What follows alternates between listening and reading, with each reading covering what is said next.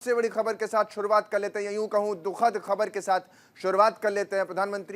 पूर्व प्रधानमंत्री मनमोहन सिंह का निधन हो चुका है, जिसके बाद 92 साल की उम्र में उन्होंने कल एम्स के वार्ड में अंतिम सांस ली है। सभी सरकारी कार्यक्रम जिसकी वजह से रद्द कर दिए गए हैं। देश के पूर्व प्रधानमंत्री डॉक्टर मनमोहन सिंह का 92 साल की उम्र में निधन हो गया है।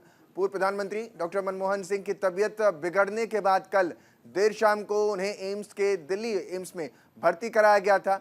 रात करीब 8 बजे एम्स के इमरजेंसी में उन्हें भर्ती कराया गया, जहां डॉक्टर ने उन्हें मृत घोषित कर दिया। जिसके बाद ये तस्वीरें भी आप देख पा रहे हैं, राष्ट्रपति भवन में जो भारत का ध्वज है उसे आज झुका दिया गया है, क्योंकि पूर्व प्रधानमंत्री के निधन के चलते 7 दिन के राजकीय शोक में पूरा भारत इस वक्त डूबा हुआ है। पूर्व प्रधानमंत्री डॉक्टर मनमोहन सिंह का कल देर शाम 92 साल की उम्र में निधन हो गया है। दरअसल लंबी बीमारी से ग्रसित थे और 2006 के आसपास उनकी बाईपास सर्जरी भी हुई थी, जिसके बाद से सेहत लगातार साथ नहीं दे रही थी। और यही वजह है कि जब कल हालत बिगड़ी तो परिवार ने अस्पताल में भर्ती करवाया। जो उनके साथ थे उन्होंने अस्पताल में उन्हें भर्ती करवाया, जहां उपचार के बाद उनकी निधन की पुष्टि एम्स प्रशासन की तरफ से की गई। आज ये जो तस्वीरें आप देख पा रहे हैं ये बेहद दुखद इसलिए भी हैं क्योंकि आज मानिए कि आसमान भी रो रहा है अपने उस नेता की विदाई को ध्यान में रखते हुए, जो इस देश की प्राचीर को मजबूत करने के लिए जाना जाएगा। इस देश ने आज अपने सबसे मजबूत नेताओं में से एक को खोया है। देश का गौरव अगर कहें तो डॉक्टर मनमोहन सिंह के नाम दर्ज है। पूर्व प्रधानमंत्री अपनी अमिट छाप इस देश के हर उस वर्ग तक पहुंचाते हैं, छोड़कर जाते हैं, जिन्होंने डॉक्टर सिंह की योजनाओं का लाभ लिया है। और सिर्फ इतना ही नहीं, हर वर्ग को कैसे एक कहें तो कहा जाता है, कहावत कही जाती है कि हर वर्ग को सुख पहुंचाने की कोशिश डॉक्टर मनमोहन सिंह की रही। और यही वजह है कि उनको लेकर के कई बार विपक्ष भी कटाक्ष करता था। मुझे तो याद आती है वो तस्वीरें जब नेता विपक्ष कहा करते थी कि संसद की वो तस्वीरें भी आपको याद दिलाऊंगा, लेकिन उससे पहले डॉक्टर मनमोहन सिंह का जन्म 26 सितंबर 1932 को पंजाब के प्रांत में एक गांव में हुआ था। विभाजन के समय उनका परिवार भारत आ गया था। अमृतसर के हिंदू कॉलेज में उन्होंने पढ़ाई की है, शुरुआती पढ़ाई उनकी वहां से हुई। 97 में कैम्ब्रिज में इकोनॉमिक्स में ट्रिपॉस किया उन्होंने। भारत आने के बाद पंजाब यूनिवर्सिटी में प्रोफेसर भी वो रहे। 66 से 69 का दौर जब वो UNCTAD में उन्होंने काम किया है। 1969 से 71 तक दिल्ली स्कूल ऑफ इकोनॉमिक्स में प्रोफेसर की तौर पर उन्होंने अपने एक तरीके से कहें योगदान इस देश के भविष्य को उज्जवल करने में दिया है।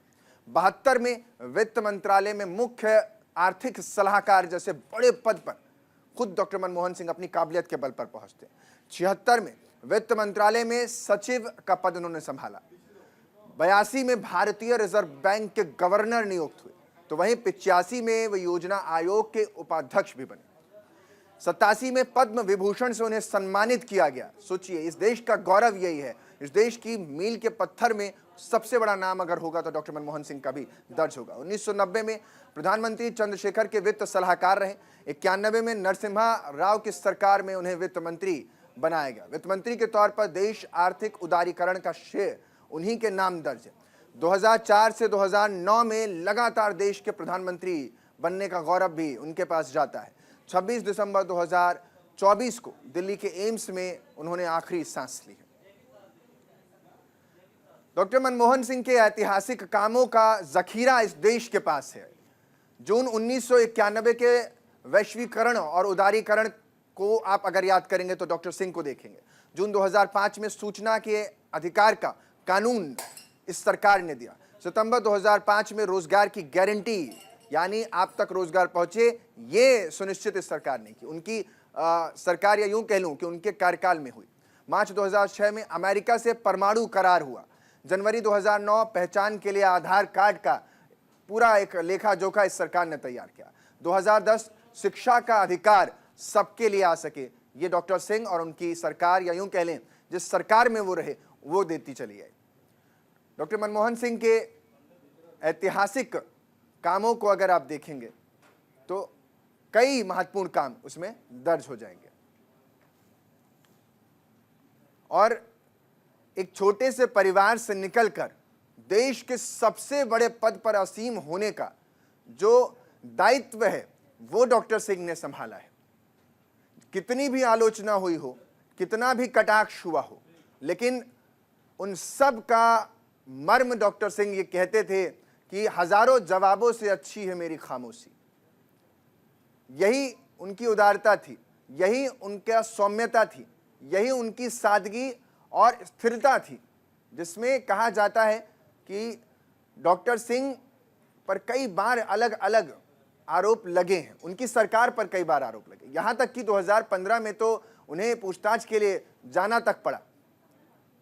उनकी सरकार पर दूसरे कार्यकाल में कई भ्रष्टाचार के आरोप लगे।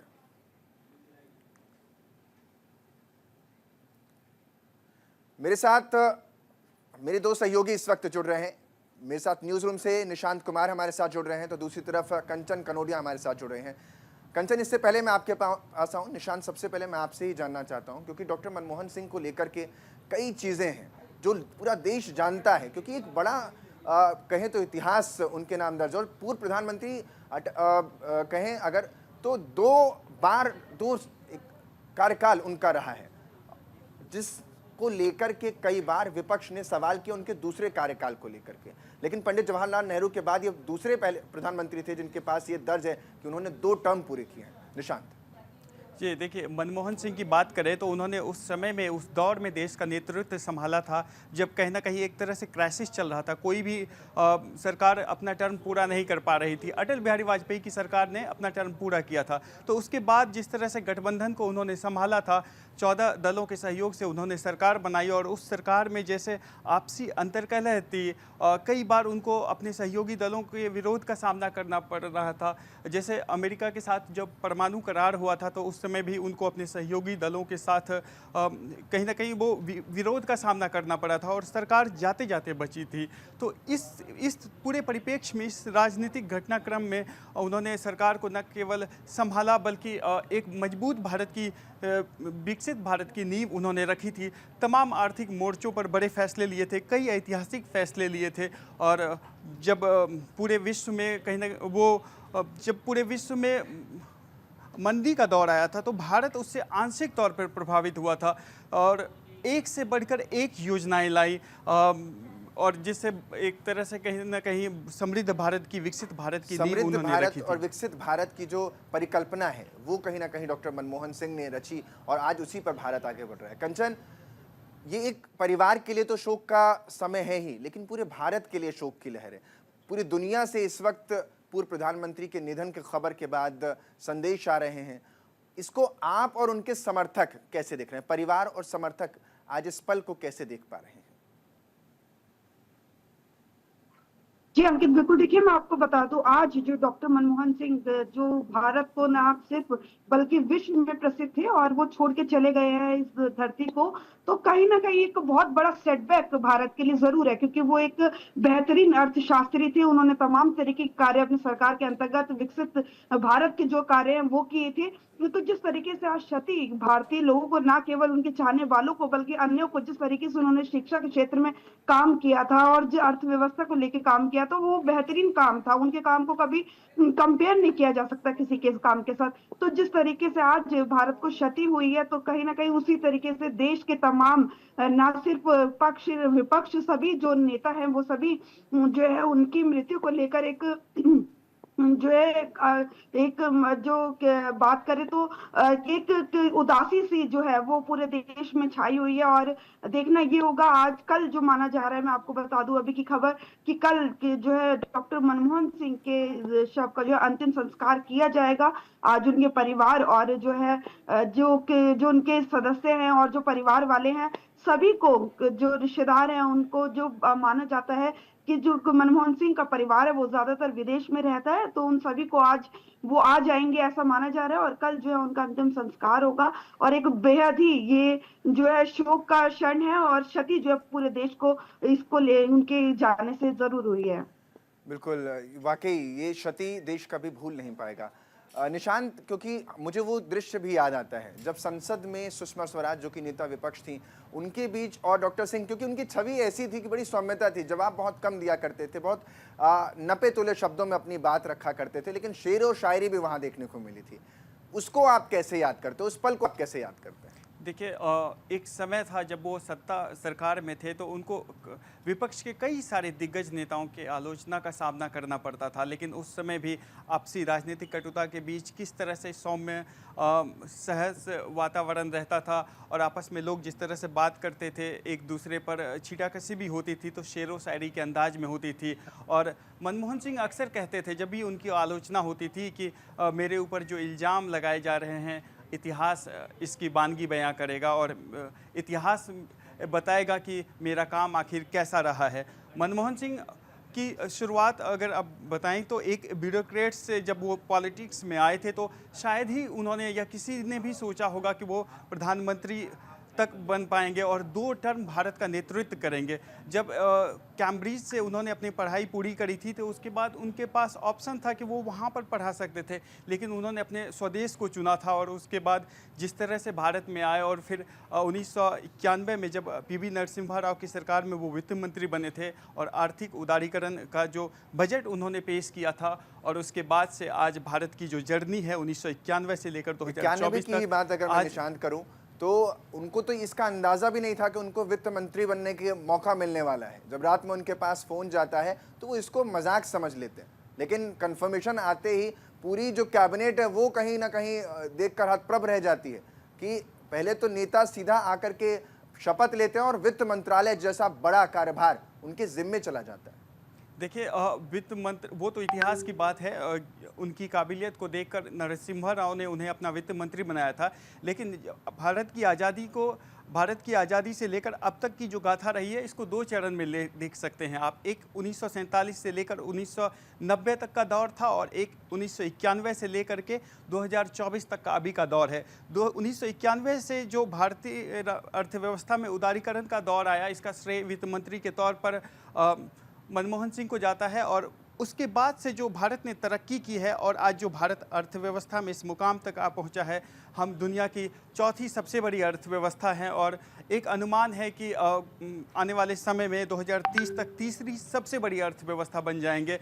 तो ये जो भारत की जो प्रगति है इसका मार्ग कहीं ना कहीं मनमोहन सिंह ने प्रशस्त किया था और आज जो भारत एक मजबूत भारत की नींव बनी है, एक विकसित भारत का जो सपना आज देखा जा रहा है, कहीं ना कहीं इसकी परिकल्पना मनमोहन सिंह ने की थी, उसको साकार करके दिखाया था। और जो उन्होंने कदम उठाए थे, बड़े आज फैसले इस सरकार में रहते हुए उन्होंने लिया है और कोई भूल नहीं सकता। कंचन, आज पार्थिव शरीर क्या घर पर ही रखा जाएगा लोगों के देखने के लिए, और उन तक लोग जो देखना चाहते हैं, अपने नेता से मिलना चाहते हैं, उनके लिए क्या कुछ व्यवस्था आज की गई है?